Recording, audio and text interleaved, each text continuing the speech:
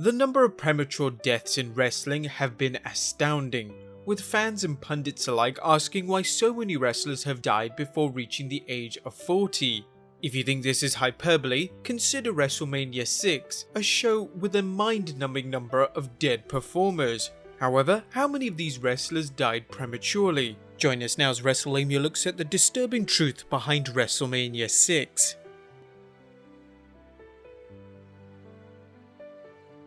We're limiting the candidates to wrestlers, managers, announcers, and referees.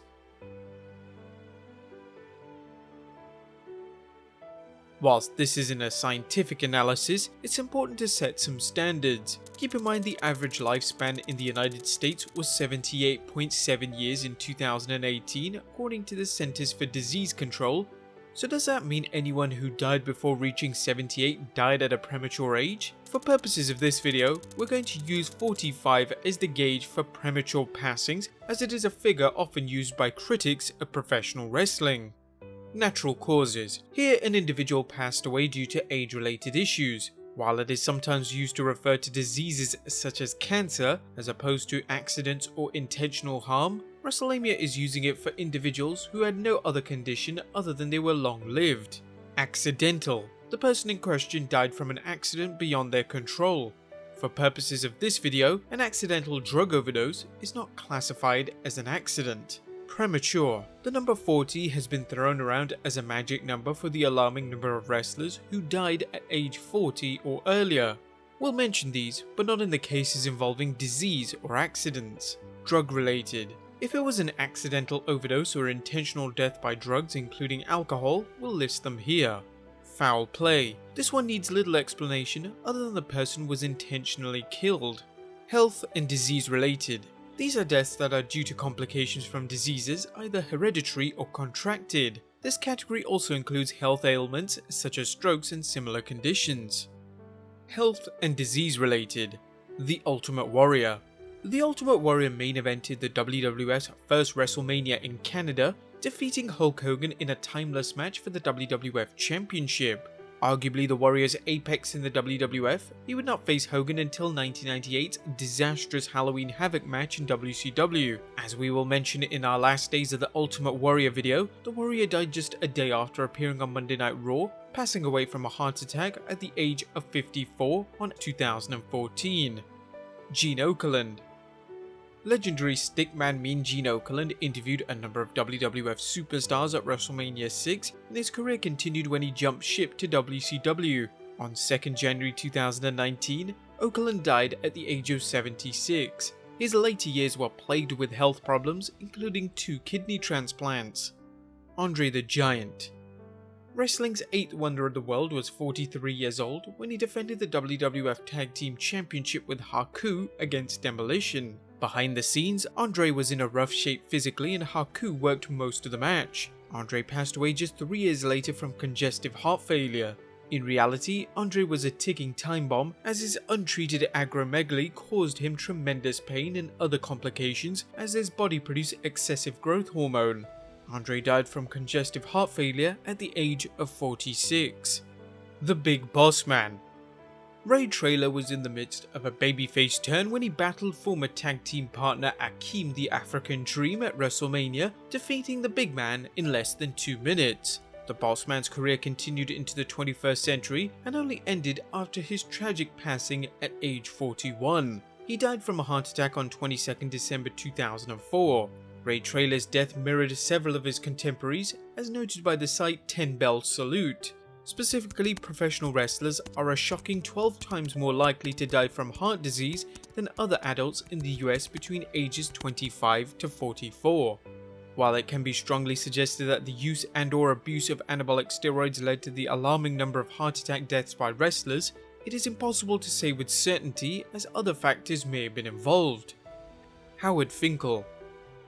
Howard Finkel enjoyed a lengthy career in the WWF, working as a ring announcer when the WWF was still owned and operated by Vince McMahon Sr.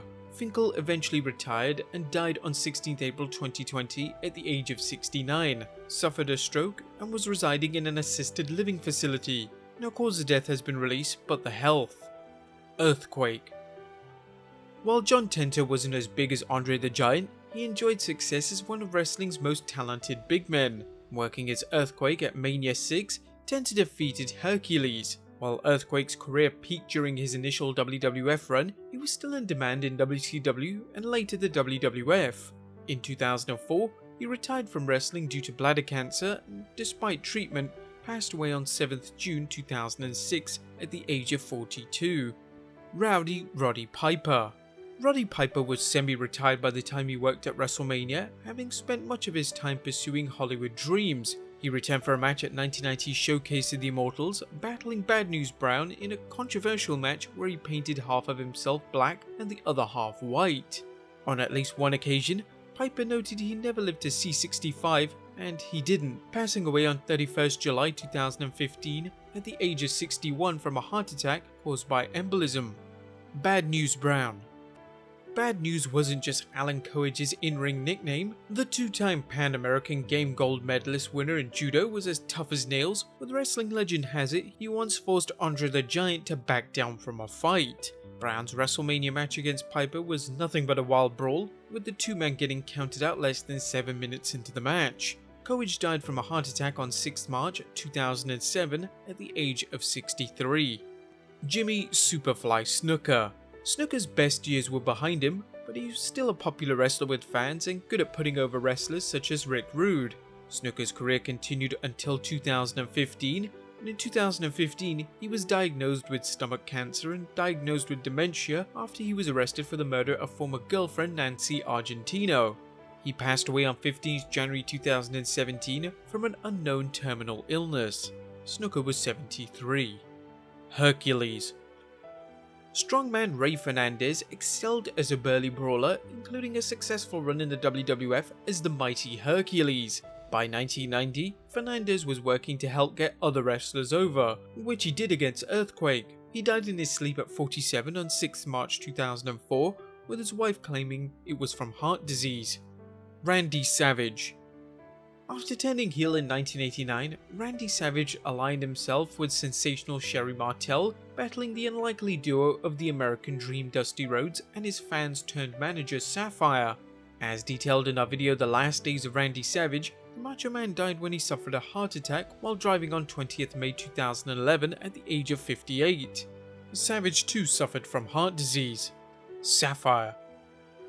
Indie wrestler Juanita White caught a break when she debuted in the WWF as a fan of Dusty Rhodes, who later became the Dream's manager. Sweet Sapphire helped Dusty during his feud against Randy Savage and Sensational Sherri, even wrestling in a mixed tag match at WrestleMania VI.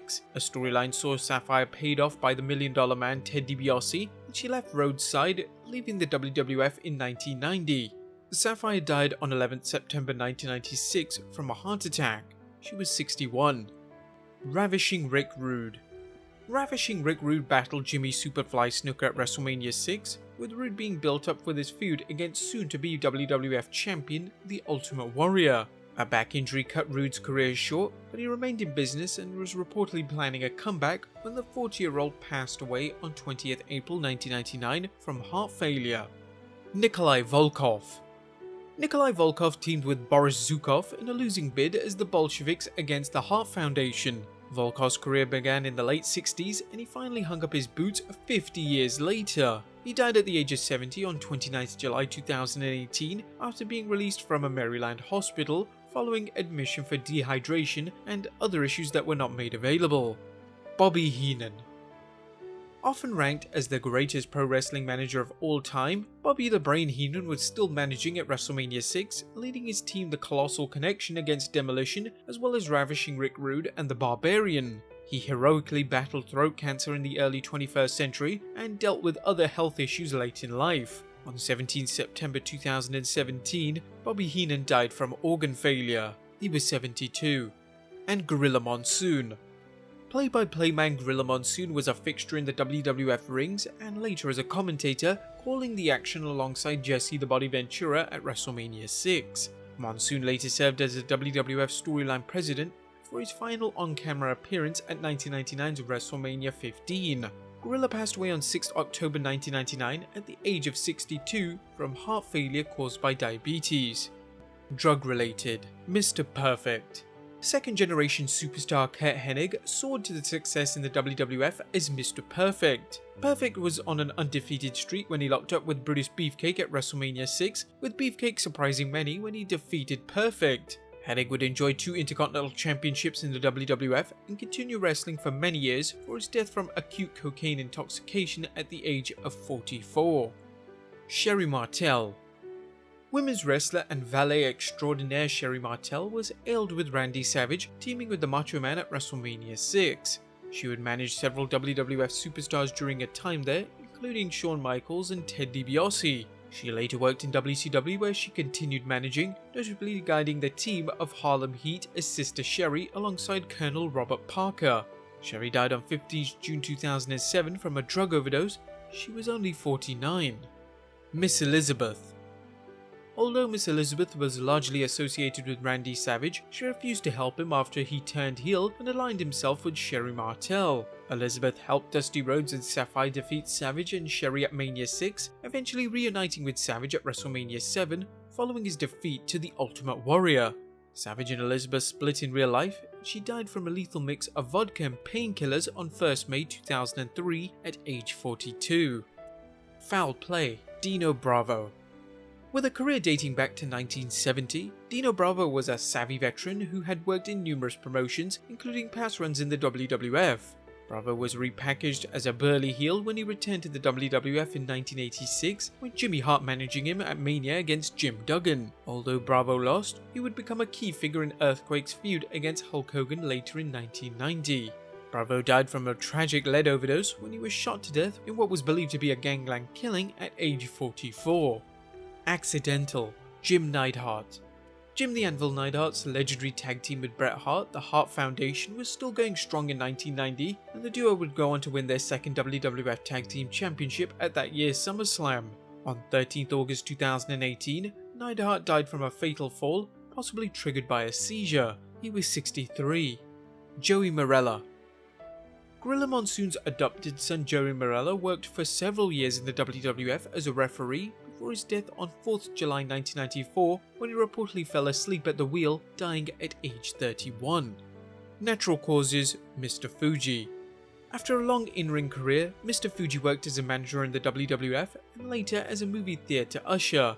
Fuji the Stooge lived a long life, passing away on 28th August 2016 from natural causes at the ripe age of 82. Of 23 wrestlers, announcers, referees and interviewers, we have the following figures. 16, which is 70%, died from health and disease. 3 or 13% died from drug related, 2 or 9% accidental, 1 or 4% from foul play, and 1 or 4% from natural causes. Roughly 30% of the wrestlers on our list died at the age of 45 or younger. However, the deaths of Joey Marella and Dino Bravo involved an accident or foul play. The third death of John Tenta aka Earthquake was due to cancer. Nonetheless, the number of deaths is still shocking. Unfortunately, WrestleMania VI is a show that has the most dead wrestlers out of any pay-per-view in WWE history. In fact, of the 14 matches on the card, 4 of the matches entirely feature wrestlers no longer with us. That being the mixed tag match between Randy Savage and Sensational Sherri vs Dusty Rhodes and Sapphire, Jimmy Snuka vs Ravishing Rick Rude, Roddy Piper vs Bad News Brown, and Earthquake vs Hercules. It's a good thing that the WWE now has a wellness policy in place. It may have slowed down the number of deaths occurring each year. But whatever the case, WrestleMania VI holds one of the most disturbing statistics in wrestling history. Rest in peace to all these legends.